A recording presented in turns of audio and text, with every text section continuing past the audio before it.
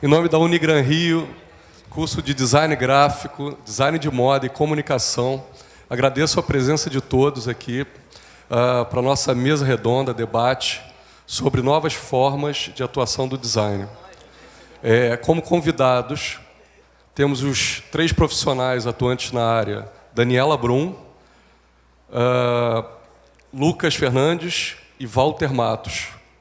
Cada um vai apresentar o seu trabalho e um pouco da sua trajetória. Então, dispensa a apresentação aqui do professor que vos fala.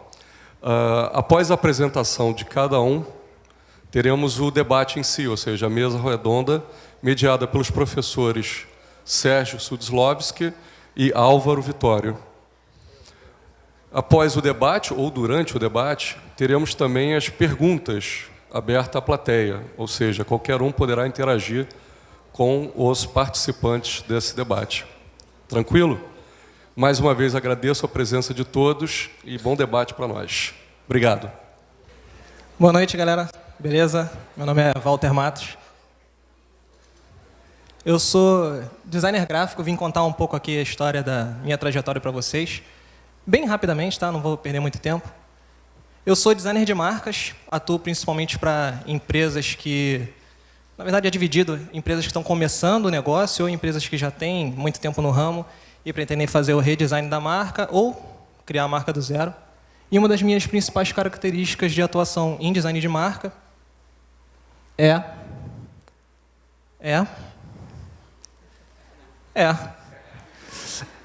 a utilização de grids. Eu prefiro trabalhar, inclusive essa página aqui de apresentação, toda a apresentação ela foi baseada em proporções do meu próprio símbolo e é dessa forma que eu gosto de trabalhar com grids. Eu gosto de pegar o próprio layout ou o próprio elemento em si que eu esteja trabalhando e trabalho proporções dentro dele para buscar relações que justifiquem a posição de cada elemento. Então, para citar alguns exemplos aqui.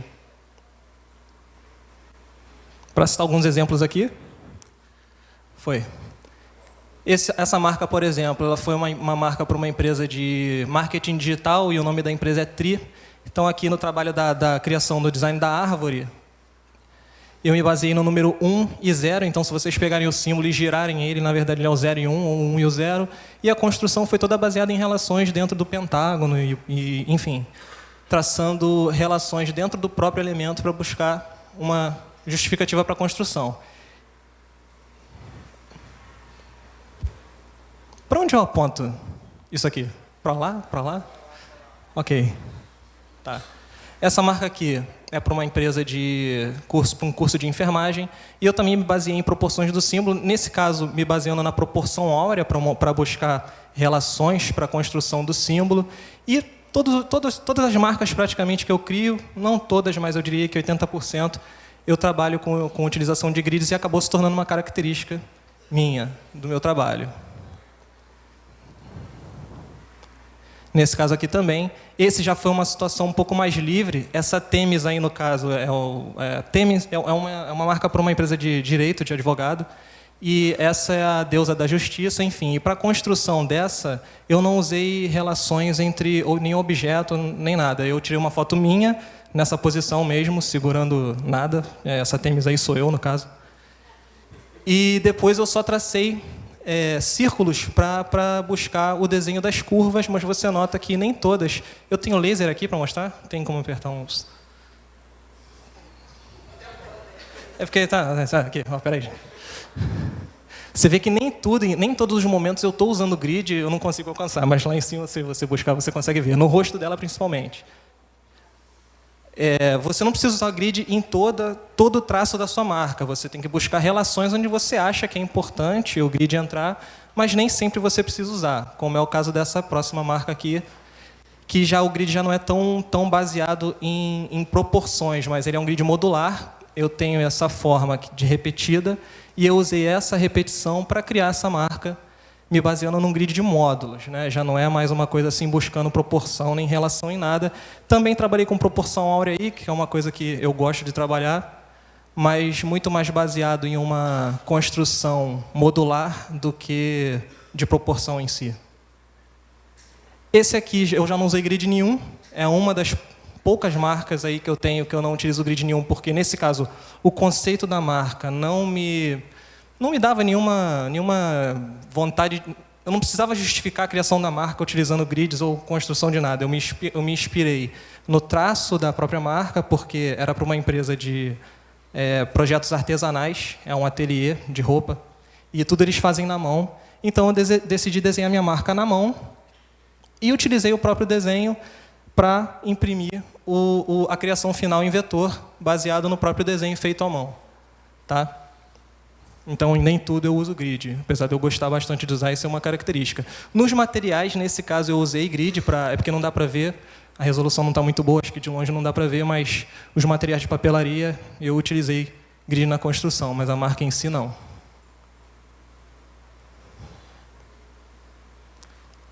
Eu também tenho um blog, tem um pouco mais de um ano, eu vim aqui, eu não sei se vocês me viram, alguém aqui estava na palestra do ano passado, quando eu vim falar sobre portfólio? Tá, 2 pessoas. Quando eu vim aqui, o blog tinha 3 meses ou 4 meses, se eu não me engano, e agora ele está com um pouco mais de um ano, já tem 2 mil pessoas inscritas na newsletter, e eu tento manter uma média de publicação de 1 vez por semana, sendo que isso daí não é bem a regra, é mais a tentativa, é muito difícil eu conseguir publicar 1 vez por semana, mas eu venho tentando. Em paralelo ao blog, eu tenho um canal no YouTube, onde eu publico vídeos, tutoriais, e também agora já tem um pouco mais de 10 mil inscritos, semana passada eu até comemorei 10 mil inscritos no canal. Ano passado, quando eu vim aqui conversar com vocês, o canal tinha 700 inscritos. Então, isso é uma dica que eu dei no passado, eu vou até repetir aqui.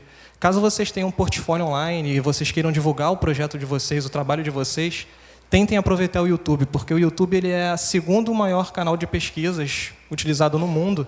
Ele só perde para o Google, que o YouTube também é do Google. Então, por isso que o crescimento dele é muito rápido. Eu tenho só 25 vídeos lá e mais de 10 mil inscritos. O alcance, a projeção do YouTube ele é muito rápida. Então, uma dica para vocês é essa. Publiquem seus portfólios também no YouTube. No meu caso, eu publico portfólio também, mas eu também dou dicas, tutoriais. A maioria dos assuntos.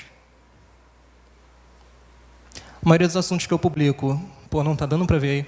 Bom, os temas mais quentes, que eu diria assim, do canal e do blog, que são coisas que andam em paralelo, na verdade uma coisa não independe da outra, os dois andam juntos. Os assuntos mais quentes são os assuntos relacionados à análise, obviamente grids. Eu gosto muito de conversar sobre grids e falar sobre isso. E eu faço análise sobre cartazes de filmes, sobre designs de outros... não de outros designers, mas cartazes antigos, ou marcas muito conhecidas como o Google Chrome, enfim. Gosto de fazer análise e desconstruir a marca para entender como foi o processo não só de construção, mas até mesmo de criação. E eu não sei se alguém aqui viu, tem uma análise do último cartaz do filme Mad Max. Não dá para botar porque seria vídeo, não tem como botar vídeo aqui. Tutoriais de Illustrator e Photoshop, também são temas que eu gosto de falar. E dicas em geral sobre profissão, eu falo sobre currículo, falo sobre briefing, falo sobre proposta de trabalho, dou dicas em geral nos 2 canais. Estou, inclusive, utilizando o YouTube agora para publicar artigos em formato de vídeo também, que eu estou achando que o pessoal está curtindo. Antes eu publicava artigos só no blog, mas eu decidi fazer uns testes e comecei a falar como se estivesse lendo um artigo que iria para texto, mas em formato de vídeo.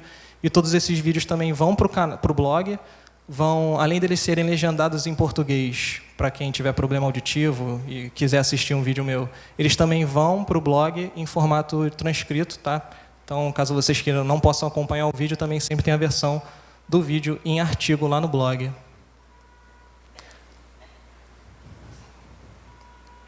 Mas eu acho que mais interessante do que falar para vocês o que eu faço, é como eu cheguei e por que hoje eu sou um produtor de conteúdo. Eu não nasci para ser um produtor de conteúdo, na faculdade eu não fazia ideia de que um dia eu iria produzir conteúdo. Eu não nasci sabendo escrever, eu não sou bom em português nem nada disso, mas toda a história ela me levou aqui quase que obrigatoriamente a ser um designer de conteúdo também, um produtor de conteúdo.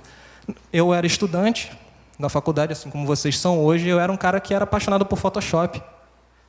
E tive as minhas primeiras experiências com projetos de marca e com projeto editorial lá na faculdade ainda. Eu vou ter que subir aqui, porque... Esse verdinho aqui é o quê? Putz!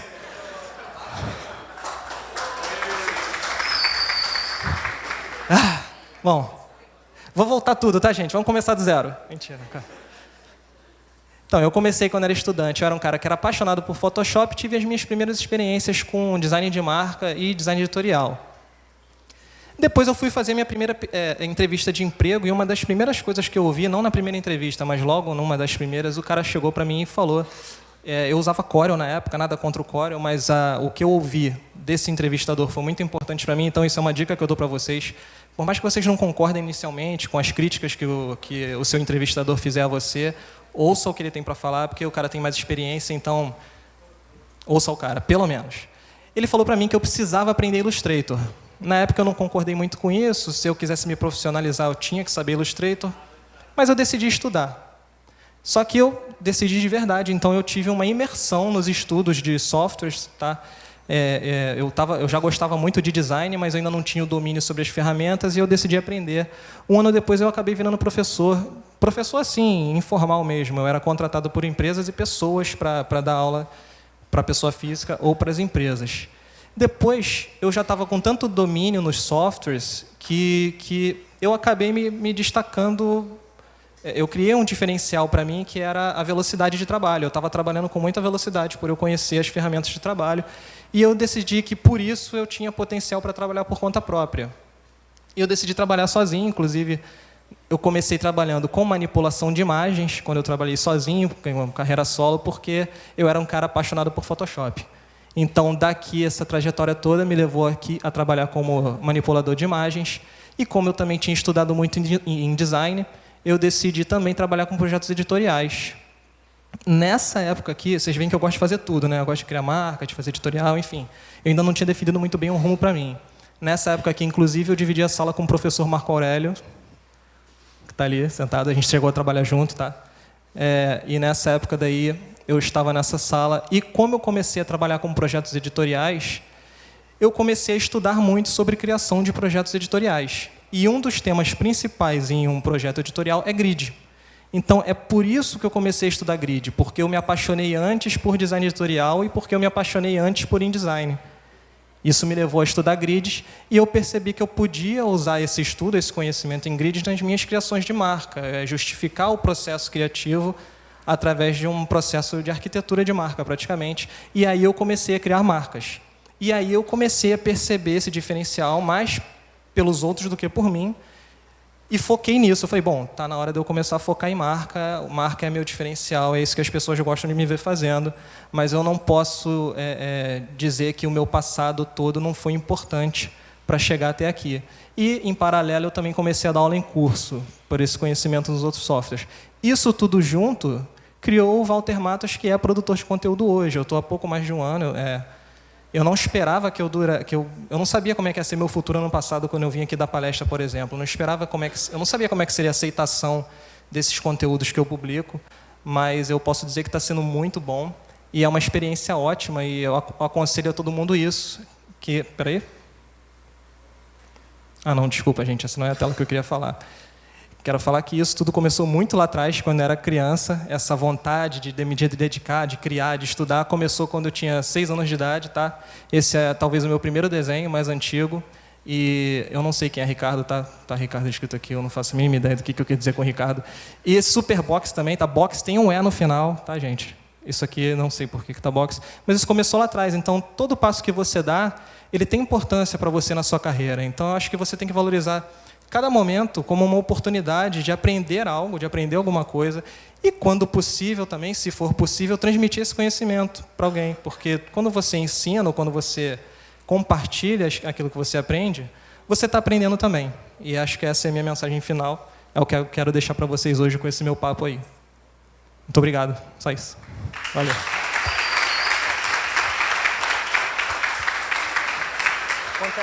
Boa noite, meu nome é Lucas Fernandes. E eu sou o diretor da Design Magazine Brasil e do grupo I3C3.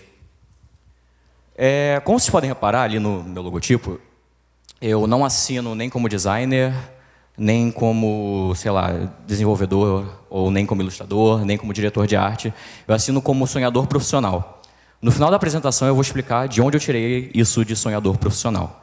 Mas, para começar, eu vou falar sobre a minha formação. eu sou formado em design gráfico aqui pela Unigran-Rio. E quando eu comecei o curso, eu não sabia muito bem o que era design, assim, acho que como a maioria que faz design. A gente entra lá, beleza, tem desenho, parece ser fácil.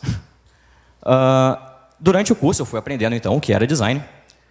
E eu fui apresentado a vários tipos de design. Design gráfico, design web, vídeo, parte de motion, ilustração, um pouco de 3D. E eu não sabia qual dessas áreas eu gostava mais. A cada área que eu era apresentado, eu me apaixonava pela área, começava a estudar e aprendendo o máximo que eu podia sobre ela. A maioria dos meus amigos de classe, à medida que iam aprendendo o que era design, escolhiam uma dessas áreas e focavam nela. E eu não conseguia fazer isso, porque eu gostava de todas. Mas, durante o curso, nós somos apresentados a diversos trabalhos, diversos projetos que a gente tem que desenvolver. E, nessa parte, eu e mais 2 colegas resolvemos montar um grupo. E cada um de nós tinha uma habilidade que nos diferenciava ali dentro do grupo. Um deles é um exímio ilustrador, um dos melhores ilustradores que eu conheço pessoalmente. Então, nos nossos projetos, ele ficava mais focado em ilustração. O outro tinha mais experiência já na parte de gráfico, na parte de branding, papelaria, então ele ficava cuidando dessa parte. E meio que sobrava para mim a parte de web, que, aliás, eu gosto muito. Mas a gente tinha que se organizar ali dentro do grupo, a gente tinha que saber como executar o trabalho, então eu resolvi ficar também responsável pela elaboração de todo o projeto. Então eu coordenava cada etapa dos nossos trabalhos, eu dividia as tarefas, cuidava dos prazos, e eu percebi que eu gostava de fazer isso. Eu gostava de delegar ali as funções, e era uma posição que me permitia ainda trabalhar com todas as áreas que eu tanto gostava. Surgiu então uma oportunidade, que é o nascimento da Design Magazine Brasil. Em uma disciplina nossa, o professor nos deu um briefing, onde a gente deveria desenvolver uma revista sobre qualquer tema. Nós poderíamos pegar o conteúdo de qualquer lugar e simplesmente desenvolver o projeto gráfico dessa revista. Pouco tempo antes da gente receber esse briefing, eu havia conhecido online a revista Design Magazine de Portugal, que já existe há algum tempo, e o foco deles é matérias sobre design de produto, arquitetura, artes. Então, o que eu pensei foi oferecer a eles uma edição especial única com o tema Design no Brasil. Então, foi o que eu fiz. Eu entrei em contato com o diretor da revista portuguesa.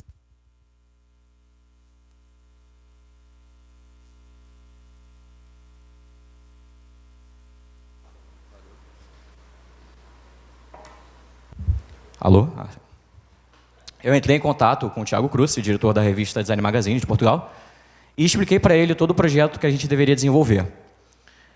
Ele gostou tanto do projeto que deu autorização a gente não só de fazer uma edição especial, mas como criar efetivamente, em paralelo à Design Magazine deles, a Design Magazine Brasil.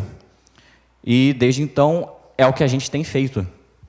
Desde o meio de 2013, a gente tem esse projeto. Ali a primeira capa foi da primeira edição que a gente lançou, edição 0 especial de lançamento, ainda com temas aí no Brasil. E depois a gente resolveu reestruturar o projeto, porque é difícil fazer uma revista. A gente precisa de redatores, de diagramadores, de ilustradores, fotógrafos. Então, do meio de 2013 até o começo de 2014, a gente deu um tempo, reestruturou o projeto, e no começo de 2014 nós voltamos. Então, desde então, a cada 2 meses, sempre nos meses pares, nós lançamos uma edição nova. E essas aí são todas as capas das edições que a gente já lançou. A última, inclusive, de abril desse ano, teve como tema central a Bienal Brasileira de Design, que está acontecendo em Florianópolis. Então, a gente fez um preview, um super preview, com 3 matérias sobre o conteúdo da Bienal, que está nessa revista. Na próxima edição, a gente vai ter a matéria com as nossas impressões sobre o que a gente viu por lá. Só que a Design Magazine Brasil, para mim, ainda meio que não era o suficiente. Nela, a gente falava sobre design gráfico, comunicação, artes. A gente tentou inserir um pouco de tecnologia, mas eu queria um pouco mais, eu queria um público maior. Surgiu a ideia, então, do projeto I3C3. A ideia desse projeto era ter um espaço para discutir sobre design, arte, comunicação, tecnologia, arquitetura, moda e o que mais conseguíssemos encaixar aí. Então a gente começou a bolar, a mesma equipe da Design Magazine Brasil começou a bolar como esse projeto poderia funcionar, e a gente achou que a melhor forma seria trabalhar com 3 frentes. Uma de texto, num portal com matérias menores, mais rápidas do que o que a gente conseguia lançar na revista. A revista sai a cada 2 meses, mas tem coisa que precisa ser informada de imediato ao público. Então, essa seria a principal função do portal. A segunda mídia, vídeo para o YouTube, onde a gente teria um conteúdo um pouco mais dinâmico. Por exemplo, eventos. A gente, ano passado, foi na Comic Con Experience. Fizemos uma cobertura completa da Comic Con e está lá no nosso YouTube, quem quiser pode assistir. Nós fomos a Florianópolis agora, no começo da Bienal de Design. A gente preparou um vídeo também das nossas primeiras impressões e está lá. E o primeiro programa que a gente lançou no YouTube foi o Área de Risco. A gente absorveu o projeto de um dos ilustradores da nossa equipe, chamado Área de Risco. A gente transformou esse projeto dele em um projeto de vídeo com 2 vertentes. Uma série de videoaulas sobre desenho e ilustração, onde ele vai desde o básico, desde as formas geométricas, então até uma criança conseguiria acompanhar os vídeos. E a outra vertente do Área de Risco é uma série de entrevistas com profissionais da área, com ilustradores, animadores, etc. E a última mídia que a gente resolveu usar é de áudio puro, podcast. Para quem não sabe, podcast é basicamente um programa de rádio gravado. E esse podcast seria o nosso meio mais descontraído de informar ou de discutir assuntos diversos. Inclusive, nós já gravamos um piloto, a gente gravou inclusive na Unigran Rio, sobre marcas polêmicas. Foi ao ar faz algum tempo. A gente falou sobre marca dos Correios, da SEDAI, da Copa, das Olimpíadas. Então, lá estão as nossas impressões sobre a marca. Em breve, a gente vai tentar começar a regravar o podcast. E o que significa I3C3? A gente levou, sei lá, uns 4 meses para bolar o nome e, finalmente, a gente chegou nessa ideia. I3C3 significa imaginação, inovação, inspiração, criatividade, cultura e café, que são coisas que a gente acha que tem que estar ligado aos profissionais criativos, sejam designers, sejam publicitários, ilustradores, tudo. Só que como nem todo mundo gosta de café, a gente deixou um adendo ali, um asterisco.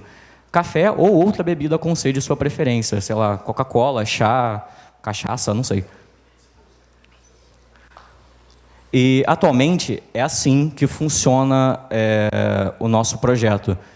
A nossa equipe, que chamamos de Grupo I3C3, é responsável pela Design Magazine Brasil, pelo portal I3C3, que tem o canal e o podcast, e o programa Área de Risco.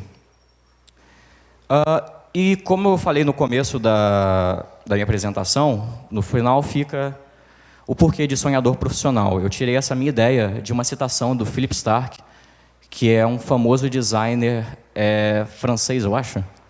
Francês? Francês. Eu sou um sonhador profissional, um explorador que busca justificar sua existência propondo diferentes soluções para sua tribo cultural. E, de uma certa forma, é assim que eu me vejo e que eu vejo o restante dos profissionais criativos. Eu acho que é isso que nós temos que ser. Nós temos que ter essa visão diferente e entregar para as pessoas isso que a gente vê, que a maioria não vê. E se você não se vê assim, tente se reestruturar, porque você tem a oportunidade de ser um cara diferente, um cara que pode se destacar da sua forma, com os seus sonhos, sendo um sonhador profissional. E é isso, obrigado.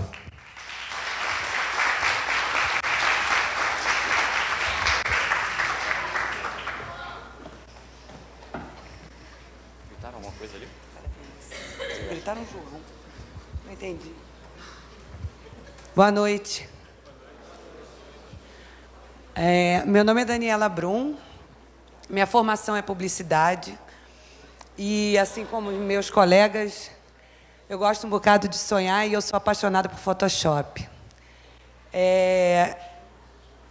Eu sou formada há algum tempinho e, na minha época, não tinha tantas opções de curso, enfim. E eu queria me dedicar muito a ligar a parte de artes à parte de design. E aí eu me dediquei muito a estudar o Photoshop como minha ferramenta. E minha dica vai um pouco de encontro ao que eles falaram para vocês, o nada é por acaso. Às vezes a gente tem diversos caminhos que a gente segue, ou cursos que a gente trilha, trabalhos, projetos com os professores, que às vezes a gente fica assim, mas para que eu estou fazendo isso? Você um dia vai descobrir para quê, porque no final tudo isso se junta e você vai ter uma ideia bacana e você vai ter um projeto que você vai conseguir colocar bastante coisa em prática. Bom, da publicidade eu acabei juntando essa questão das artes com o Photoshop e fui parar no design gráfico. Eu fui trabalhar, na minha época não tinha internet, não tinha Google, a gente pegava páginas amarelas, que era uma bíblia desse tamanho, ou jornal, e começava a procurar emprego assim. Telefone na mão, ligando, pedindo, pelo amor de Deus, um estágio. Eu consegui um trabalho num banco de imagens, onde o dono ele comprava ilustrações, fotos, imagens em vários lugares, e ele trazia essas ilustrações para um departamento criativo, que éramos nós, e a gente bolava produtos para ele vender a licença da imagem para fabricantes daqueles produtos. Eu não sabia nem o que era isso. Então, a gente desenhava e ele pegava esse desenho, vendia esse desenho por um tempo determinado, por um determinado produto. E a gente atuava muito na área gráfica, então era na área de papelaria. E foi assim que eu comecei. Opa. Para onde? Essa é uma linha minha de papelaria, que foi a ótima.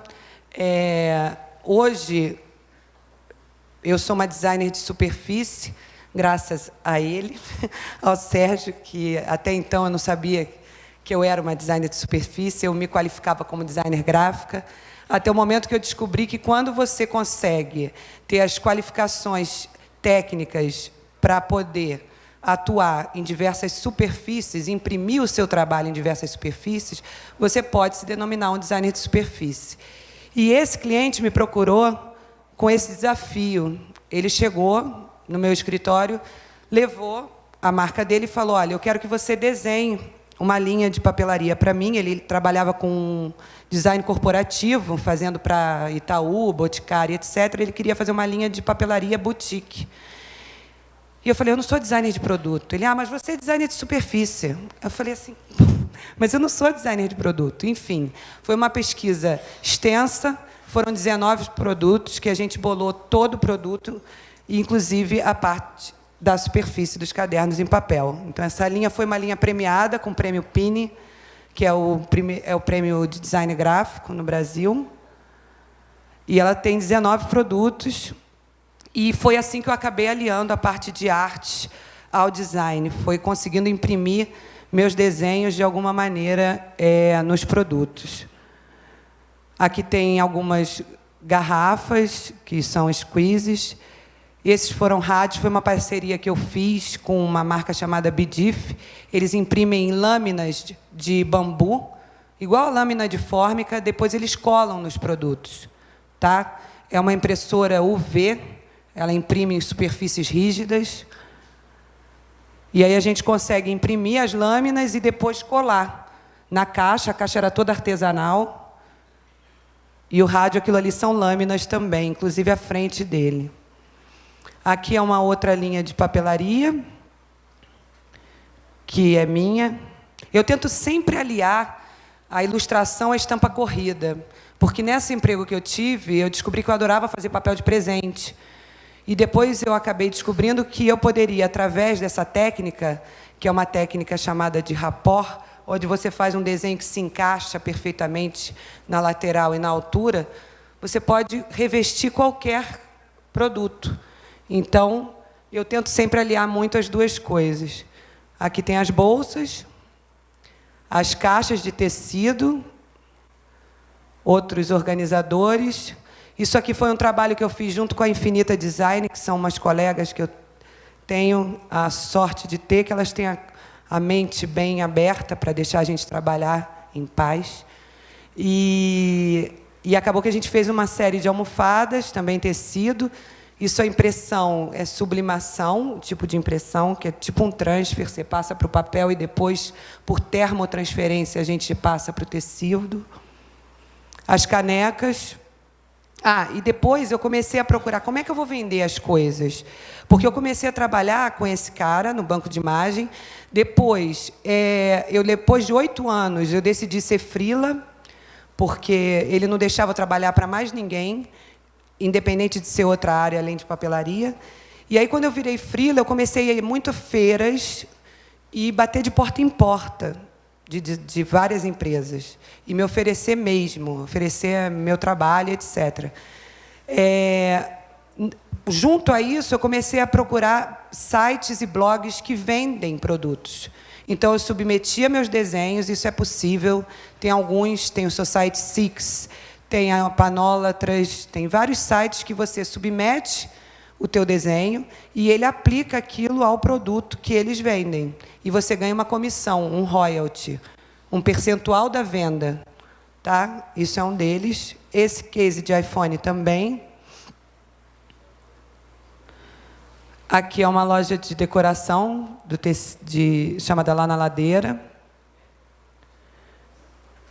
Isso aqui foi um trabalho bacana, que foi uma cliente que veio a mim com palhas brasileiras, com bolsas.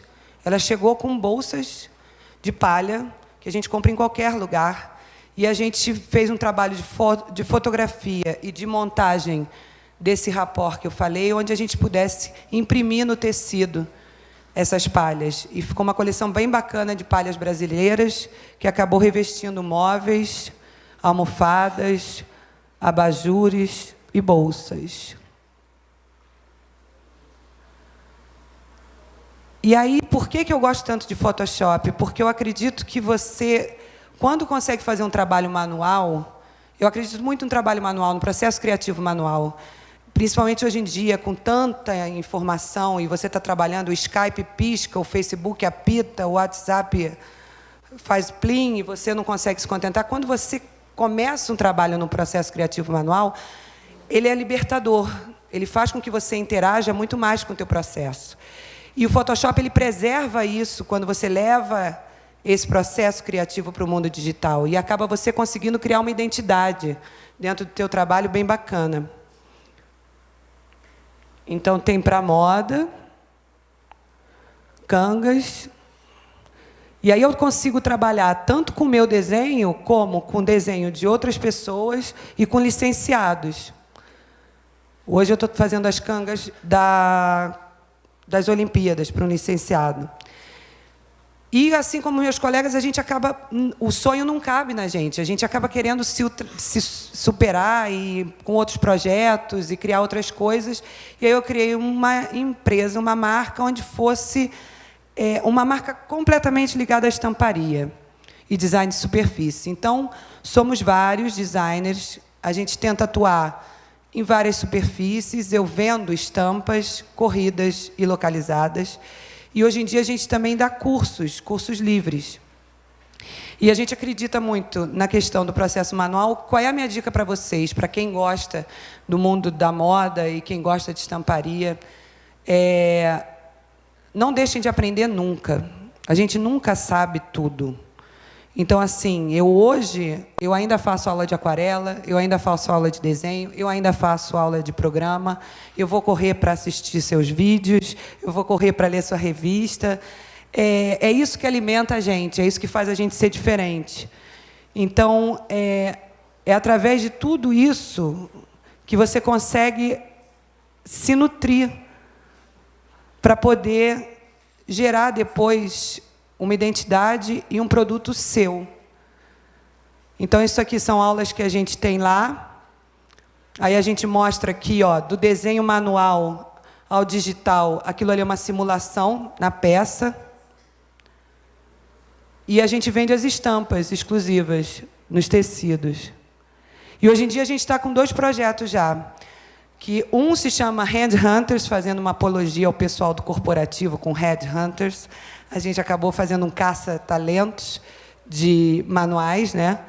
E aí a gente acaba convocando todo mundo para mandar portfólio e currículo para a gente conseguir espalhar a estampa por aí, nas empresas, e o Estampa Estúdio em Casa, que é chamando os outros estados também. É muito carente, fora do Rio, a estamparia, para que a gente possa levar as estampas e os cursos para eles.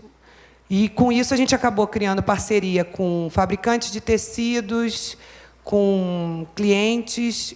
Então, acaba você criando um network muito grande, quando você começa a abrir muitas frentes. Outra dica é o tratamento pessoal. É muito importante você falar com o seu cliente, você ir ao seu cliente, você traçar um relacionamento com ele. As ideias surgem muito daí. E aí, eu vou passar um videozinho que é conceitual sobre a nossa marca. Eu vou jogar essa bola aqui rapidamente para eles comentarem essa tendência e também colocar aí uma dica de atuação. Como é que eu posso explorar esse tema que eu gosto tanto aí, né, que eu tenho tanto interesse, tenho tanta paixão, e como é que eu vou promover isso a ponto de tornar viável, dentro da minha carreira profissional, essa atuação tão diversificada, mas ainda assim amarrando num único tema, que é o tema de minha preferência. Quem quer começar aí falando sobre isso? Bom, eu sou designer de marcas, mas não foi muito bem planejado. Eu não decidi me tornar um designer de marcas de uma hora para outra.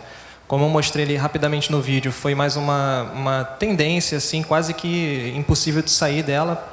Eu, na verdade, era apaixonado por tudo. Eu gosto de manipulação. Eu continuo sendo apaixonado por Photoshop, eu continuo sendo apaixonado por manipulação, por design editorial. Mas o design editorial me mostrou um caminho aí, uma possibilidade diferente para a criação de marcas. Então, eu acreditei nisso como diferencial e eu fiz o teste. Eu falei, bom, vou testar. De hoje em diante, eu vou começar a trabalhar somente com marcas, já que toda marca que eu crio, que eu utilizo o grid, está sendo bem vista, ou o cliente está gostando de perceber esse nível de detalhamento, porque eu não só crio utilizando esse processo, eu mostro esse processo para o cliente. Então, o fato do cliente enxergar que você está investindo ali, ou se dedicando um pouquinho mais, ou dando um tratamento especial para o produto dele, que não seja através do grid, que seja de outra forma, que seja do tipo de atenção que você dá a esse cliente, que enfim, você tem diversas maneiras de demonstrar para o cliente que você tem um diferencial ou que você está tratando ele de maneira especial. Eu acho que é mais importante do que o seu diferencial em si, como ele enxerga esse tratamento que você dá a ele, como ele enxerga o seu produto. Está dando Ups. Acho que é isso. Então, no meu caso, não foi uma questão de escolha, foi mais uma questão de percepção mesmo. Eu percebi que eu era um designer de marcas. Eu não planejei ser um designer de marcas, entendeu? Mas por conta do cliente, o cliente que me mostrou isso.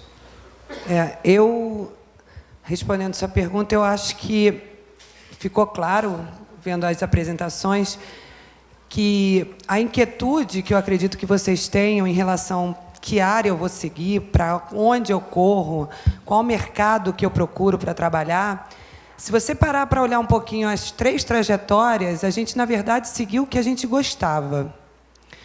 A gente se dedicou muito, pelo que eu entendi, dos 3, ao que a gente gostava. E aí foi o que ele falou. A gente acabou percebendo nichos de mercado, ou a demanda acabou nos mostrando aonde a gente podia se inserir. E a gente acabou seguindo o caminho. Então, às vezes, uma pessoa me perguntar, você decidiu ser designer de estamparia ou designer de superfície quando? Não sei. Eu me tornei. Eu fui atrás do que eu gostava e eu tentava me superar o tempo inteiro, tento até hoje. A curiosidade, a inquietude é muito importante para cada um de vocês. Eu acho que é mais por aí. Isso que ele falou do cliente é extremamente importante. A gente pegou uma marca de moda há pouco tempo para fazer uma coleção pequena. E a gente deu um tratamento para eles tão grande, assim, de uma importância tão grande, quando eles chegaram no estúdio para ver a apresentação do mood board, das tendências, etc., e o desenvolvimento da coleção, a satisfação delas, toda a marca é um filho, gente. Tudo que vocês vão fazer, todos os projetos que vocês fazem, é um filho de vocês. E nada melhor do que alguém que trata bem de um filho de vocês. Então, quando um cliente vem e vê que você trata com seriedade, respeito, compromisso, e ainda por cima faz uma coisa belíssima com o filho dele, você está fidelizando o teu cliente. Então, assim, isso é muito importante. O tratamento com o cliente é muito importante. Quanto à trajetória, no meu caso, a minha dica é: siga o que você gosta e tente ser o melhor. Sempre. Não interessa se tem alguém melhor do que você. Faça o seu melhor. Sempre.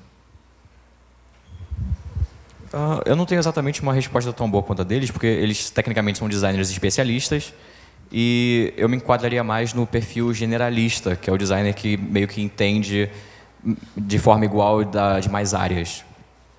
Mas é basicamente isso. Faça o que você gosta. Se você gosta de tudo, descubra um jeito de ser o melhor sabendo tudo. Eu me encontrei como esse diretor de projetos que gerencia todas as etapas do que a gente faz. Eu me sinto confortável.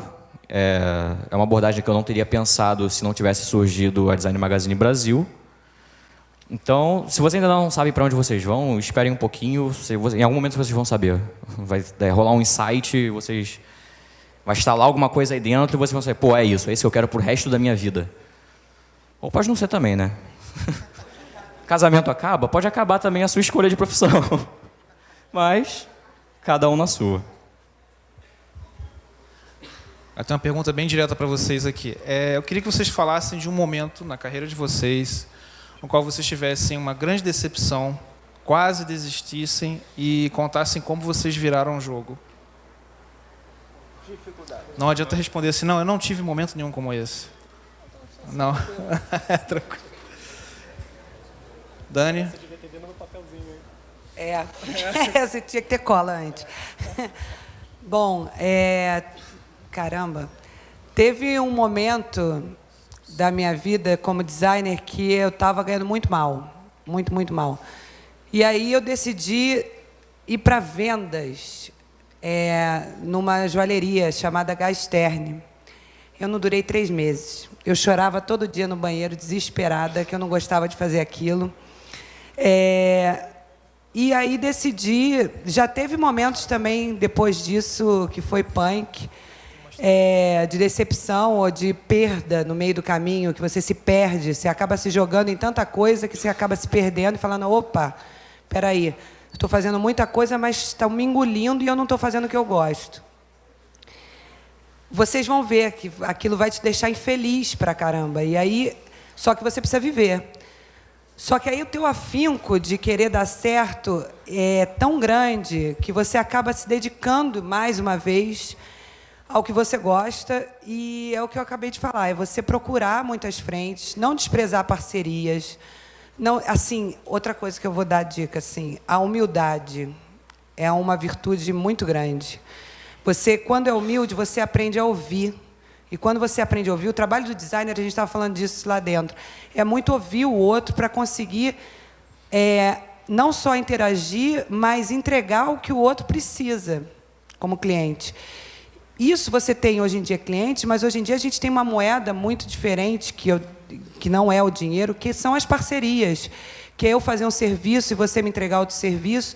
E eu sinto muito o mundo hoje em dia compartilhando muita coisa e crescendo muito junto. Então, assim, na hora da decepção, da queda, ela acontece. É não desistir. É não desistir e ouvir todas as ideias, se propor a se inserir nessas ideias e sempre buscando se superar o tempo inteiro. Foi assim que eu saí. Eu tenho 2 experiências, assim, na verdade, a de decepção vou deixar para o segundo lugar. Eu vou falar primeiro do momento mais difícil. Assim, o momento mais difícil foi a tomada de decisão de trabalhar por conta própria, né? Eu era empregado, estava há 1 ano numa empresa, eu ganhava bem, tinha até um salário razoavelmente bom porque eu fazia, e eu decidi trabalhar por conta própria para não ganhar nada, indo contra até a percepção da família mesmo. Eles estranharam a minha tomada de decisão, porque eu nunca demonstrei antes disso nenhum interesse de trabalhar por minha conta. Eu gostava do que eu fazia.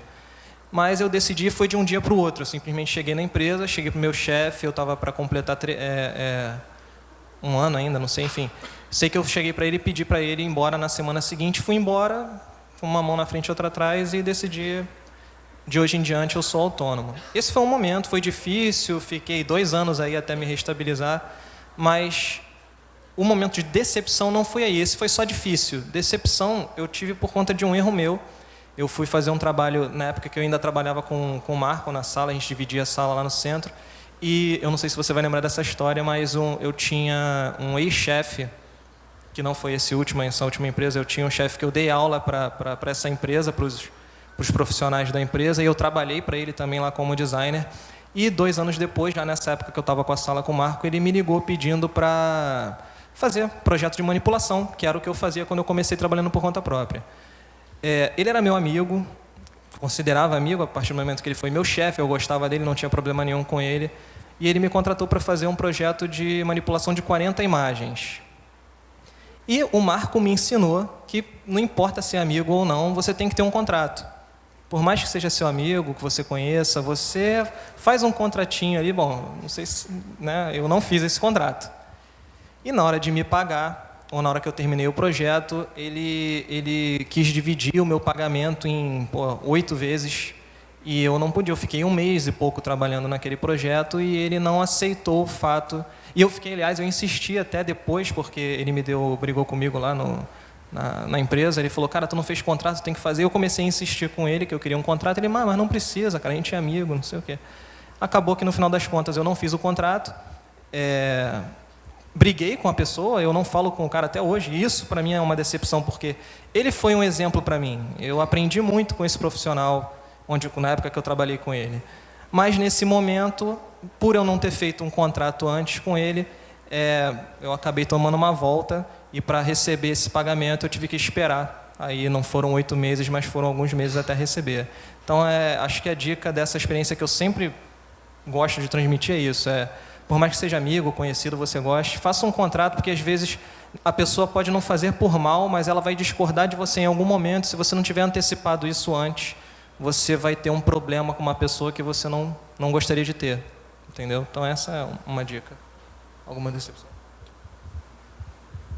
Eu tive também, não foi um momento assim decepcionante tão grande quanto você ser traído pelo seu patrão, mas o que aconteceu foi o seguinte, em uma das disciplinas do curso, eu fui reprovado, e eu não esperava ser reprovado de forma alguma, porque eu tinha considerado meu trabalho muito bom.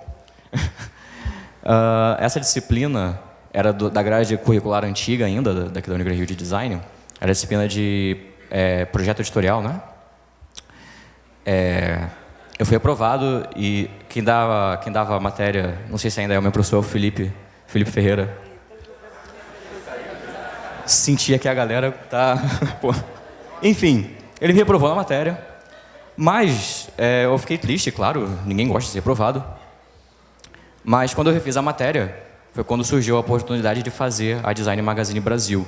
Então eu transformei o que era uma coisa muito ruim em uma das melhores oportunidades que eu já tive. Então, acho que a dica é transformem seus momentos ruins em momentos bons.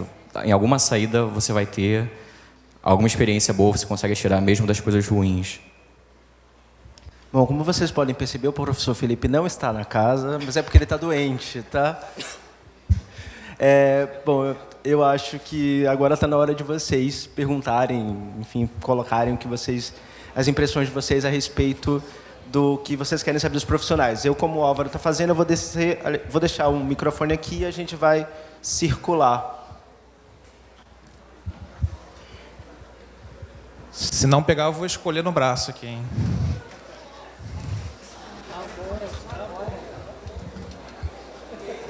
Hein, gente?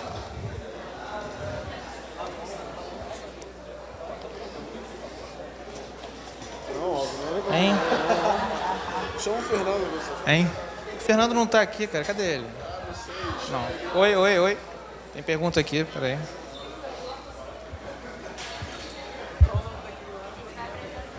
Lucas. Minha pergunta é pro Lucas. É que a gente está no 3º período de design gráfico. Projeto editorial a gente está tendo. Minha colega aqui, atrás, ela perguntou Onde foi seu erro, que é para ela não errar também? Pois é, aparentemente o prazo, o professor tinha passado vários mini prazos pra gente, e de acordo com ele só me informou isso no dia da banca, eu estourei todos os prazos, só que ele só falou isso na banca. Acontece. Obrigado. Nada. Boa sorte aí na disciplina, hein? É o Felipe ainda? Boa sorte pra caraca. Quem mais?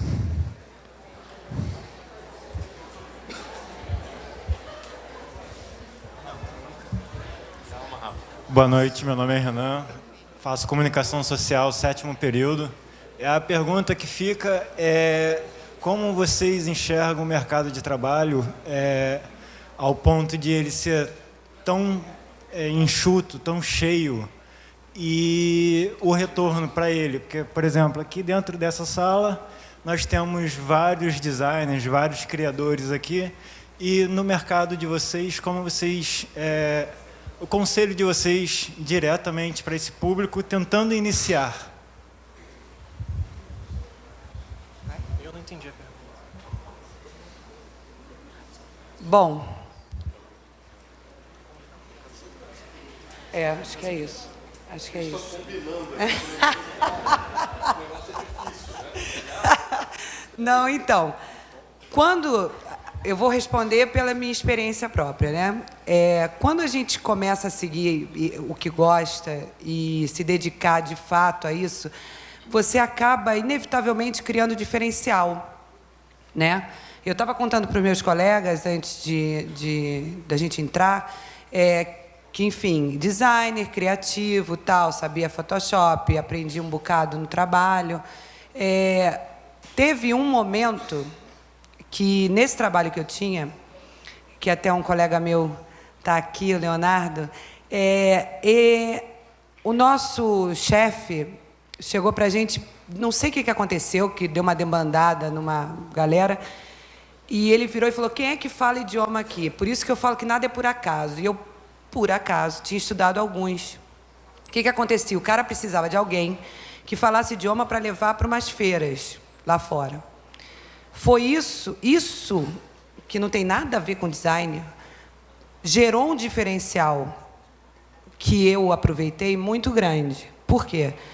Quando eu comecei a ir para essas feiras, nessa empresa, eu comecei a ter um contato direto com o cliente. Quando eu comecei a ter um contato direto com o cliente, não tinha mais nenhum ruído de ninguém de venda, de ninguém de marketing, era eu, designer, que criava com a minha galera, junto com o cliente. E aí o cliente, ele me colocava diversos desafios, diversos problemas técnicos, que às vezes para a gente do design não lida diretamente com aquilo. Principalmente, por exemplo, eu estava vendo gráfico, e aí vinham problemas muito específicos que eles colocavam para a gente. Através da minha curiosidade em suprir essas dificuldades que eles colocavam para a gente, eu e dos meus colegas, aquilo gerou um progresso no nosso trabalho muito grande como designer. A gente começou, eu acredito, a partir dali, quando tinha um membro da equipe de designer lidando diretamente com os clientes, a gente tinha uma maneira de criar completamente diferente. A gente conseguia fazer, de fato, o trabalho do designer, projetar para o cliente através da otimização para as problemáticas do cliente. Então, o que acontece? Vamos voltar à tua pergunta. Estou entrando no mercado, sou designer, aprendi o que todo mundo aqui aprendeu. Como é que eu faço para conseguir entrar no mercado de trabalho? Busque se aprimorar cada vez mais no que você gosta e se inteirar dentro do teu segmento, ou dentro do segmento que você gostaria de atuar, de questões que façam um diferencial para o teu portfólio, para o teu currículo. Porque através desse diferencial, porque naquele momento que você vai conversar com o cliente, que eu estava falando, que você tem um momento direto com o cliente, que você vai fidelizar o cliente, esse conhecimento todo que você acabou adquirindo nessa tua curiosidade de superar, de querer saber sobre detalhes desse segmento que você está buscando, ele sai na conversa. naquele briefing que todo professor fala, naquele mood board, ele sai. E quando ele sai, você cria um discurso estruturado, um discurso com propriedade. E aí o cara olha para você e fala assim, esse é o cara, eu quero trabalhar com ele, eu quero contratar ele. É assim que você vai se posicionar no mercado. É criando diferencial. E você só cria diferencial quando você se dedica muito ao que você gosta. É a minha dica. E esse diferencial também, eu acho que muitas vezes é questão até mesmo de posicionamento, a forma como você se posiciona, né? Você se torna especialista a partir do momento que as pessoas acreditam que você é. E para acreditar que você é, você tem que falar que você é especialista. Você tem que mostrar, não é só falar, você tem que mostrar. No meu caso, eu decidi focar em marcas, então, se você entra no meu portfólio hoje, você só vê marcas. Eu abro espaço para outros tipos de projeto? Abro, mas eu não mostro. Eu faço, de vez em quando, um projetinho ou outro de editorial, porque ainda é algo que eu gosto. Eu gosto de fazer editorial. E eu acho que essa questão da saturação do mercado, ela, até certo ponto, é um pouco relativa. Porque, sim, o mercado está saturado de muitos profissionais, fato, inclusive de não profissionais, né? Ele está saturado de pessoas que estão estudando Photoshop, Illustrator, InDesign e estão atuando como designers, né?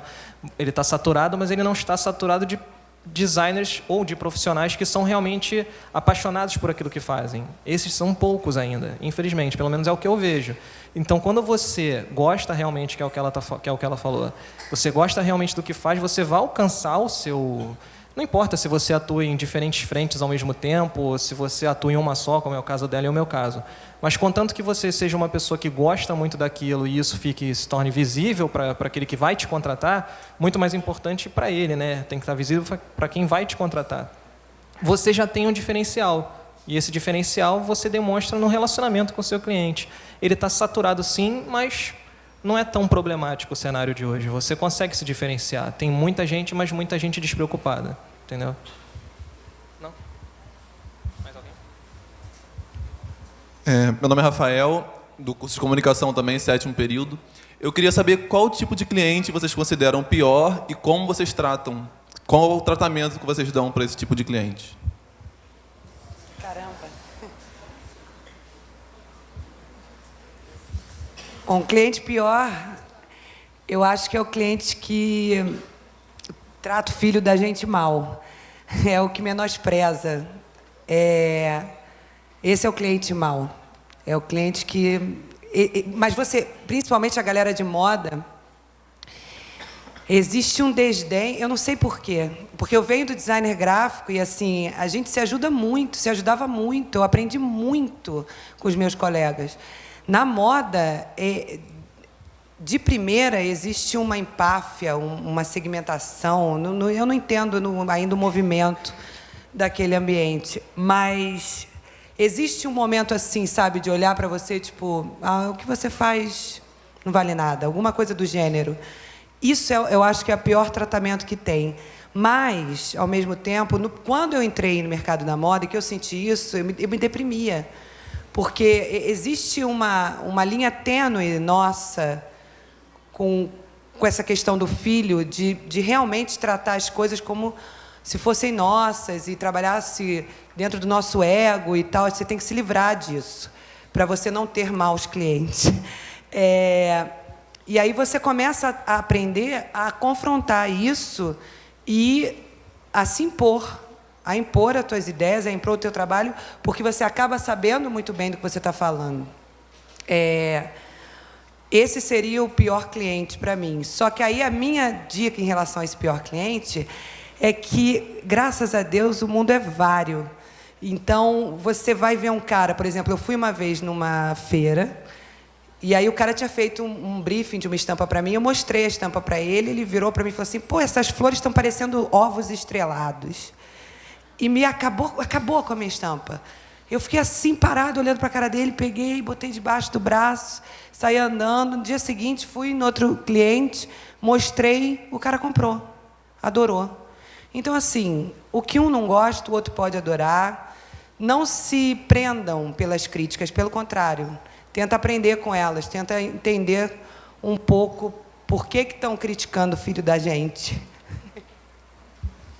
Eu não tive muita experiência negativa em relação a cliente. Acho que o pior cliente, em primeiro lugar, é aquele que não te paga, né? Aquele que você... Esse é o pior cliente. Mas eu, felizmente, não tive muito problema em relação a isso, porque acho que, apesar de eu ter o blog, e como eu falei, o blog tem 1 ano, eu sempre trabalhei com indicação. Eu sempre cheguei no cliente através de indicação de outro cliente, e no outro cliente por indicação desse último. Então, eu já chegava tendo um relacionamento muito bom e sempre com muito tempo para conversar antes de começar o projeto. A única experiência diferente disso que eu estou tendo hoje, por conta do blog, é eu estava até trocando essa ideia com eles aqui, é num aumento muito forte do número de pedidos de orçamento. Mas é aquilo, antes eu enviava 10 propostas e aprovava 8, 9. Hoje, a cada 10 propostas, eu aprovo menos 3, porque eu tenho que enviar 15 propostas para conseguir aprovar uma. Mas daí eu já estou filtrando o cliente que não quer pagar. Antes de ter esse relacionamento com ele vai saber o meu valor. Eu não tenho mais aquela oportunidade de... já não tenho mais tanta proximidade com meus clientes assim, porque a maioria dos clientes hoje vem online. Então, assim, aquele tempo que eu tinha para explicar para ele o valor do meu trabalho, eu estou tendo que tentar explicar de alguma forma com o meu blog. Então, quando o cliente tem alguma dúvida, que eu já tenho um artigo falando sobre isso, eu encaminho ele para um artigo meu, entendeu? Eu estou perdendo um pouco desse contato pessoal com o cliente, isso está afetando, sim, o número de aprovações, mas, em compensação, eu continuo sendo indicado, até mesmo por leitores hoje. Tem leitor que me indica, o cara entra em contato comigo porque um leitor do meu blog indicou. Então, eu já vou com uma certa referência. E problemas mesmo, no geral, eu não tenho nenhuma. Não tenho, fora a questão do pagamento, assim, acho que hoje eu não posso reclamar muito. Só fazer um adendo. Em relação a pagamento, no meu caso, eu nunca entreguei uma arte sem antes me pagarem. Eu não rola. Segundo, sobre, agora, em compensação, não foi assim indicado. Eu sou de outra época, né, gente? Não tem internet, não tem online, era porta a porta. Levei muito toco, muito. Muita gente sendo grossa, muita gente dizendo não. Tem uma das linhas que vocês viram de uma empresa, foram 6 anos visitando a empresa, levando material e levando toco. Então, assim, mas eu nunca desisti, porque eu queria trabalhar com aquilo. Só para vocês verem ângulos diferentes, né, dentro do design. Eu lembrei de uma experiência ruim. Experiência ruim eu comecei a ter com fornecedor, não com cliente. Eu já tive 2 casos de fornecedores tratando mal o cliente meu, sendo que eu indiquei o fornecedor. Então, o cliente, você acaba recebendo a culpa, né? Porque você indicou a gráfica, por exemplo, deixou o contato entre eles e a gráfica trata mal o seu cliente. Então, hoje, uma medida que eu tomei, não sei se isso é comum ou se eu aconselharia isso a vocês, mas hoje eu não indico ninguém, nenhuma gráfica para cliente. Eu não faço isso porque eu tive 2 problemas muito parecidos. Para mim, o pior tipo de cliente é o cliente que não respeita o seu trabalho, independente de você ter fechado com ele ou não. Por exemplo, você é aquele cliente, você mostra a proposta para ele, ele fala, nossa, mas isso tudo? E tem aquele cliente que você acaba fechando, você entrega o projeto e quando ele vai postar no Facebook, está com, sei lá, um filtro do Instagram por cima e é uma coisa completamente diferente daquilo que você fez. Eu acho que isso é um total desrespeito ao profissional. É isso que eu tenho para falar. Eu já me acostumei. As minhas marcas no Natal, o cliente bota um gorrinho de Papai Noel em cima da marca, então eu já me acostumei, para mim é normal.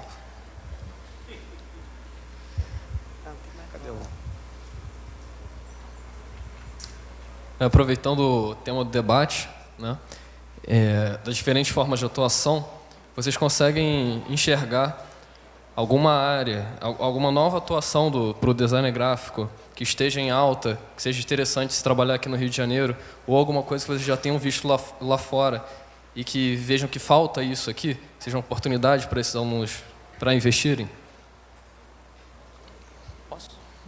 Cara, eu não sei se existe uma carência disso, até porque eu não estou muito por dentro, mas eu gostaria, se eu tivesse que escolher uma atuação hoje, eu atuaria com... Quer dizer, se eu tivesse que mudar, né, se eu não gostasse tanto do que eu faço, um outro segmento que eu gosto bastante e até estudo bastante, observo bastante, é em design de interface.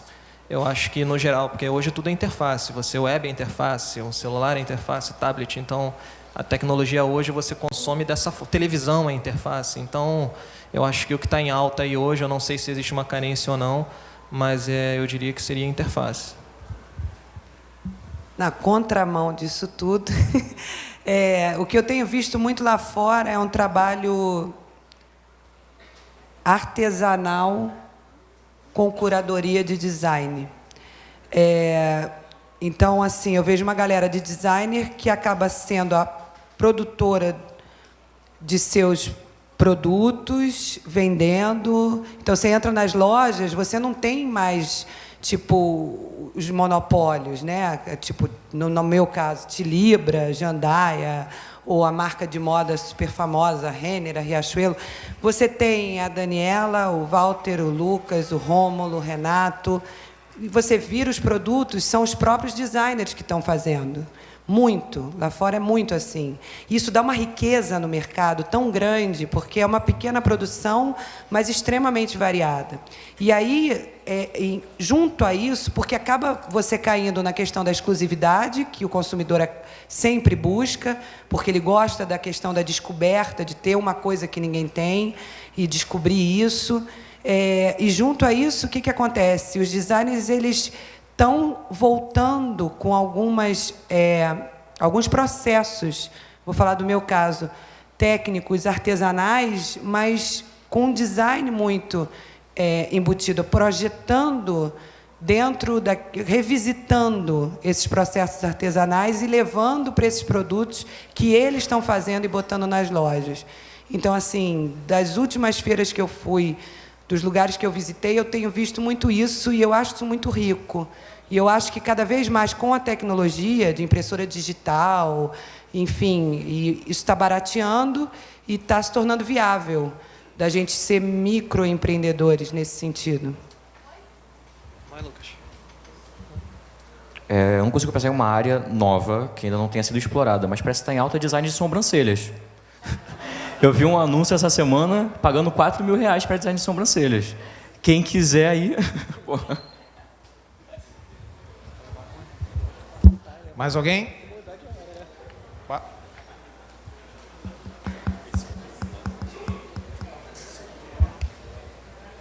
Boa noite, meu nome é Bruno, primeiro período do designer gráfico. A pergunta que eu tenho para fazer para vocês é a seguinte: qual a importância vocês dão para experiências anteriores em estágios de trabalho para aqueles que querem se tornar designer gráficos autônomos? E qual o conselho que vocês dão para os mesmos?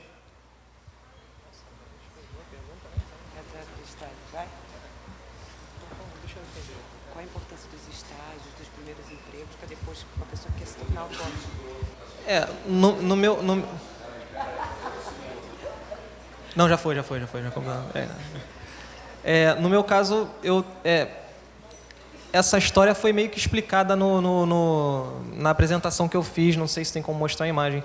Tudo que eu fiz lá atrás, ele tem importância para o que eu sou hoje, para a minha formação. Desde a época do que eu gostava quando era estudante, a minha escolha ao destaque que eu ganhei, né, como um profissional que tinha um pouco de agilidade no que fazia, depois a paixão pelos grids, por design editorial. Eu acho que tem coisas que não são muito questão de opção, mas sim consequência mesmo das escolhas que você faz, que às vezes nem escolha são, entendeu? Você é jogado, você é empurrado. Na faculdade eu não fazia ideia de que eu um dia trabalharia com marcas. Eu gostava, eu tive uma experiência só com marcas na faculdade, tive uma experiência com design editorial, e essas pequenas experiências somadas àquela paixão por Photoshop, que hoje eu nem sou um cara de Photoshop. Hoje, apesar de eu fazer vídeos onde eu ensino, eu tenho tutoriais de Photoshop, eu continuo atuando com Photoshop, explorando essa minha paixão, porque eu sempre fui apaixonado. E eu não atuo como um designer que utiliza Photoshop, praticamente eu quase não utilizo hoje Photoshop, a não ser para montar os mockups, mas eu consigo suprir essa necessidade de falar sobre Photoshop com blog. Então, pode ser até, às vezes a gente não consegue largar as coisas que a gente gosta, continua atuando em todas elas, mesmo que indiretamente ou não necessariamente como foco principal. Mas acho que é um somatório de tudo, tu não tem muita escolha não, cara. Tu vai ser empurrado para o que você vai ser daqui a 10 anos. Você pode planejar hoje, um exemplo que eu dou é o meu próprio blog. O planejamento do que eu fiz, do que seria meu blog, há 3 anos atrás, ele é completamente diferente do que o meu blog é hoje. Entendeu? Então, aquelas ideias... O meu canal do YouTube que eu tenho hoje, ele é completamente diferente do canal que eu planejei na minha cabeça 1 ano antes de lançar o canal. Na minha ideia, eu ia fazer tutoriais de Photoshop somente. Depois eu decidi fazer tutoriais só de Illustrator. E comecei o canal no YouTube sem fazer tutorial de Photoshop ou Illustrator. Eu comecei falando de design. Né? E, inclusive, isso acho que foi um dos fatores principais que fez o meu canal talvez ganhar projeção, porque enquanto tem muita gente fazendo tutorial de Illustrator e Photoshop, que eu também gosto de fazer tutorial de Photoshop e Illustrator, eu preferi focar em falar sobre design. Design em geral. Eu falo sobre Fibonacci, o pessoal fica me sacaneando aí de Fibonacci, proporção áurea. Eu falo sobre Fibonacci, mas eu também falo sobre Jansi Shoud, eu também falo sobre cartazes de 1800 e pouco. Entendeu? Eu falo sobre design em geral. E não foi uma escolha, foi uma consequência. A relevância que eu acho que os estágios e os primeiros empregos, enfim, têm na vida da gente, está na gente. Por quê? Todo estágio que eu tive, minha filha já tem a idade de vocês, olha para o cara que você quer ser, que está dentro da empresa. Você pode estar numa loja vendendo. No caso dela, ela estava numa loja vendendo, ela odiava aquilo. Falava assim, pega a melhor vendedora da loja. Procura saber o que ela faz para ver se é a melhor vendedora da loja. E começa a tentar ser igual a ela. Começa a praticar o que ela faz. Então, assim, a relevância, eu acho importantíssimo toda a trajetória. Como ele falou, tudo que você vai ver, que vai tudo se encaixando lá na frente. Hoje em dia, eu sei que nesse momento não dá para enxergar isso. Mas quando você estiver nesse momento do estágio, nesse momento do primeiro emprego, pega uma pessoa, um grupo de pessoas como tua referência. Por que esse cara é bom? Por que ele faz para ser bom? E se dedica. Vai trilhando os mesmos caminhos, assim. Foi o que eu fiz. E nem só nas empresas, todo mundo se inspira em alguém. Você não tem só o cara da tua empresa para se inspirar. Hoje em dia, o acesso à informação está muito fácil, né? Muito maior do que até na minha época mesmo. Quando eu comecei, que eu era um cara apaixonado por Photoshop, não tinha milhões de tutoriais de Photoshop. O Photoshop era, sei lá, 2 pontos alguma coisa na época que eu comecei a fazer. Na época que eu comecei a usar Photoshop. Era muito pouco falado. Eu usava o Paint, eu gostava do Paintbrush do Windows. Então, eu desenhava no Paintbrush, descobri o Photoshop por acaso. Antes de entrar na faculdade, entrei na faculdade sabendo da existência do Photoshop, mas sem muitas referências. E as referências hoje estão todas aí, cara. Tu entra num site, num blog, num canal. Eu mesmo assino vários canais no YouTube que são minhas referências, entendeu?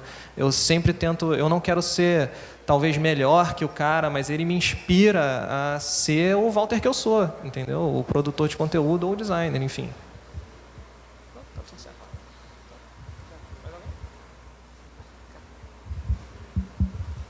Fechou? Mais alguma pergunta, gente? A banca vai fazer alguma pergunta de fechamento? O Ramon. Oi? Não? Ramon. Vou passar a palavra aqui para o professor Marco Aurélio, para o encerramento aqui da palestra. Para o Sérgio? Vou passar para o Sérgio, porque o professor Marco Aurélio está sem voz, tadinho.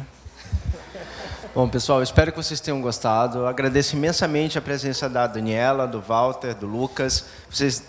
Bom, pelo menos para mim, a contribuição, mesmo não sendo aluno que está sentado aqui querendo saber do início da carreira, da profissão, a contribuição de ouvir a experiência de vocês, de ouvir das dificuldades, ouvir da facilidade também e principalmente da paixão pelo tema design, que é o motivo pelo qual vocês estão aqui, é o motivo pelo qual eu estou aqui, o Álvaro, o Marco e muitos de vocês, até quem não é necessariamente de design. É muito forte, é muito bom, é muito bacana ouvir pessoas falarem tão apaixonadamente de coisas que a gente gosta também. Então, obrigado por inspirar, obrigado por motivar, obrigado por trazer a experiência de vocês. Obrigado a vocês pela presença também, pela participação no evento. Vai ter uma pesquisa de amostragem com algumas pessoas, respondam falem para a gente o que vocês acharam do evento, até para a gente poder fazer outras mesas redondas, outras semanas de design, comunicação, moda, enfim. Dá um feedback para a gente saber o que trazer para vocês, o que vocês querem ver, o que vocês querem ouvir. Não esqueçam de assinar a lista de presença também, até porque depende da lista de presença para vocês receberem os certificados de vocês depois, que valem horas complementares e coisas do mais. Muito obrigado, boa noite a todos e até a próxima.